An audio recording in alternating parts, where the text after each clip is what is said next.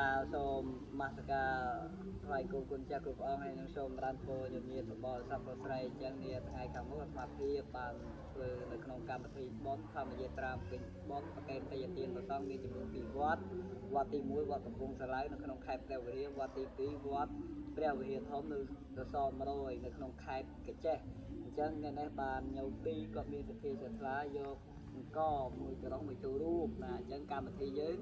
ប្រព្រឹត្តទៅនៅថ្ងៃទី4ប៉ុណ្ណាថ្ងៃទី4ខែកុម្ភៈឆ្នាំ2026ណា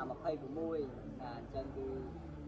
កម្មវិធីធម្មយាត្រាបំពេញបុណ្យប្រកេនតេយ្យទាននេះយើងត្រូវការអង្គមីទឹកត្រីទឹកស៊ីអ៊ីវទឹកសុទ្ធទឹកក្រូចអញ្ចឹងក៏ថ្ងៃនេះស្មារតីសូមថ្លែងអំណរអគុណហើយម្យ៉ាងទៀតសូមជូនពរជួបតែពុទ្ធពរណៃឧបការយុគណៈសុខៈពលៈបរិភិអ្នកក្មេគឺឡើយមានសុខភាពល្អបានសេចក្តីសុខនៃប្រានបីញោមញាតមានវិធាជាថ្លាគោលម្ដងចង់ទៅឬក៏ចង់ចូលរួមធំអាចចូលរួមបានព្រោះអាត្មាភាពចាប់ដើមទទួលពីថ្ងៃនេះទៅហើយប៉ុណ្ណាសូមអនុមោទនា